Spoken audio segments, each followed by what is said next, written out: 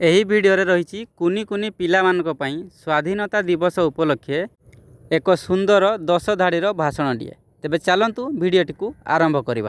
ସମ୍ମାନୀୟ ସଭାପତି ମହୋଦୟ, ପୂଜ୍ୟ ଗୁରୁଜୀ ଓ ଗୁରୁମା ବୃନ୍ଦ, ଉପସ୍ଥିତ ମୋର ଛୋଟ ବଡ଼ ଭାଇ ଓ ଭଉଣୀମାନେ, ଆଜିର ଏହି ପବିତ୍ର ସ୍ୱାଧୀନତା ଦିବସ ବିଷୟରେ ମୋତେ କିଛି କହିବାର ସୁଯୋଗ ମିଳିଥିବାରୁ ମୁଁ ନିଜକୁ ଧନ୍ୟ ମନେ କରୁଛି।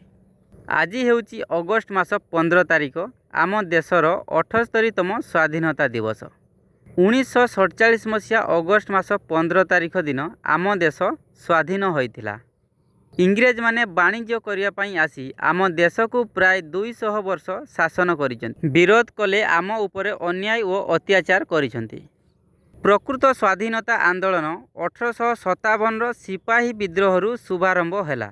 ମଙ୍ଗଳ ପାଣ୍ଡେ ନାମକ ଜଣେ ସାହସୀ ଭାରତୀୟ ସିପାହୀ ଏହାର ଶୁଭାରମ୍ଭ କରିଥିଲେ। ଭଗତ ସିଂ, ଚନ୍ଦ୍ରଶେଖର ଆଜାଦ, ଖୁଦିରାମ ଭଳି ଅନେକ ସ୍ୱାଧୀନତା ସଂଗ୍ରାମୀ ଏହି ଆନ୍ଦୋଳନରେ ଯୋଗ ଦେଇଥିଲେ। ସୁଭାଷ ଚନ୍ଦ୍ର ବୋଷ ଏବଂ ମହାତ୍ମା ଗାନ୍ଧୀ ସ୍ୱାଧୀନତା ସଂଗ୍ରାମର ମୁଖିଆ ହିସାବରେ ଛିଡ଼ା ହେଲେ। ଆନ୍ଦୋଳନରେ ସହସ୍ର ଦେଶବାସୀ ଭାଗ ନେଇଥିଲେ। ନେତାଜୀଙ୍କ ଦୃଢ଼ ମନୋବଳ, ସାହସ ଏବଂ ଗାନ୍ଧୀଜୀଙ୍କ ଅହିଂସା ନୀତି ବଳରେ ଆମ ଦେଶ ଶେଷରେ ସ୍ୱାଧୀନ ହେଲା। ଏବେ ଆମ ସମସ୍ତଙ୍କ କର୍ତ୍ତବ୍ୟ ଆମ ଦେଶକୁ ସ୍ୱଚ୍ଛ, ସୁନ୍ଦର ଏବଂ ସୁରକ୍ଷିତ ରଖିବା।